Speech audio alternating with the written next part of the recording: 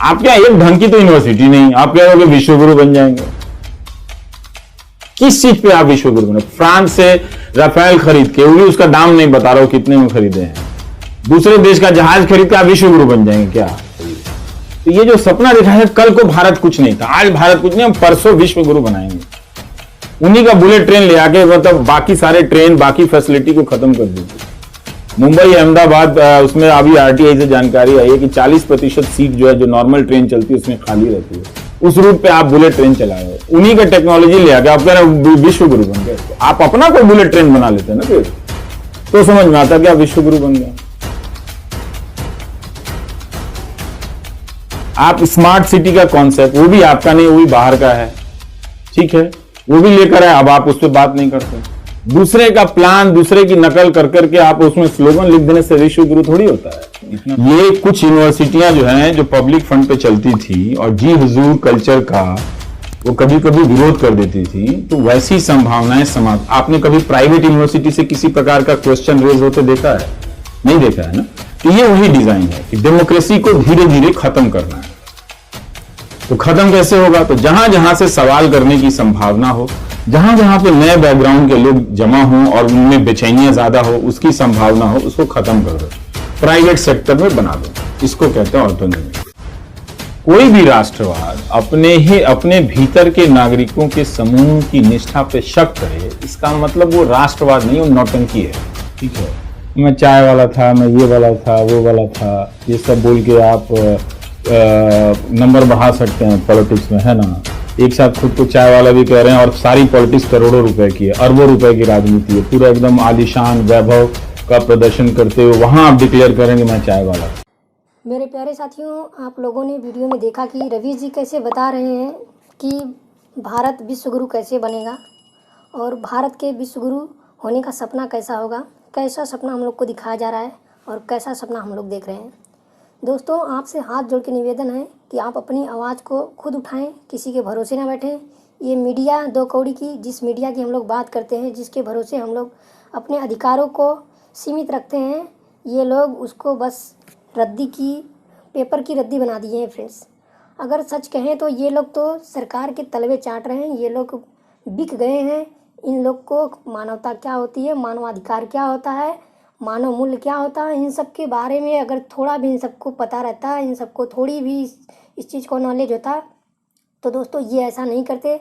हम तो सबसे ज़्यादा धन्यवाद उन यूट्यूब भाइयों को देना चाहते हैं जो हमारी बात को उठा रहे हैं, हमारी बात को तत्परता से हम सबके साथ आके एक साथ आवाज़ में बोल रहे हैं और हमारी आवाज़ को सरकार तक पहुंचाने का काम कर रहे हैं।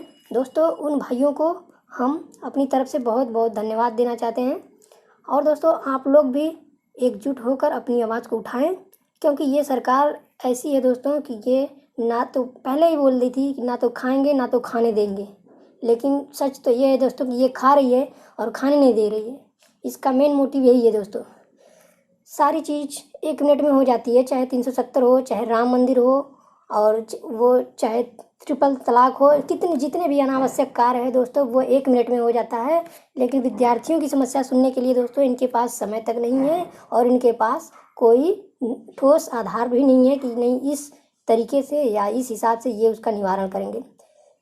दोस्तों, उसका निवारण का तो बात ही छोड़िए, इनके पास समय तक नहीं है कि हमारी आवाज़ जो उठ रही है, आज जो हमारे भाई बहन परेशान हैं, उनकी आवाज़ की ये उत्तर दे सके। दोस्तों, अगर ये चाहते हैं तो सब कुछ कर सकते हैं, बस ये चाहते ही हैं कि कुछ भी कर ले, लेकिन बच्चों को हम बेरोजगार बनाएंगे, तभी वे बच्चे हमारे झंडा लेके रैली में जाएंगे, हमारी पॉलिटिकल पार्टी के बारे में उनसे आपस में लड़ाई झगड़ा करेंगे।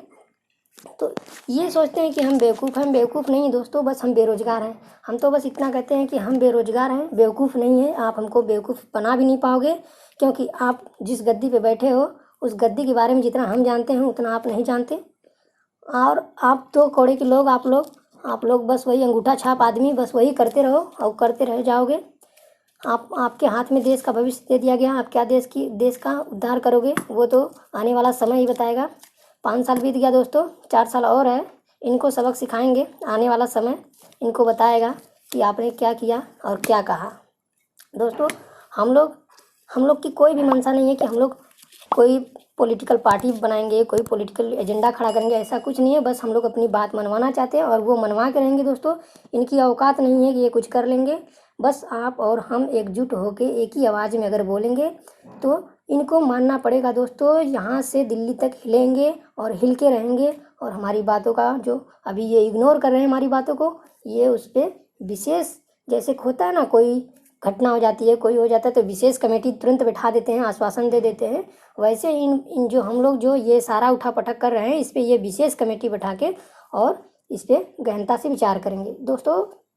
आप अपनी आवाज़ को गिरने मत देना। इनको इनकी भाषा में ही समझाना है कि क्या जो थाली ताली आप बजवा रहे थे अपने लिए, देश के लिए, सबके लिए, क्या वो कभी बेरोजगारों के लिए भी बजेगी या नहीं बजेगी।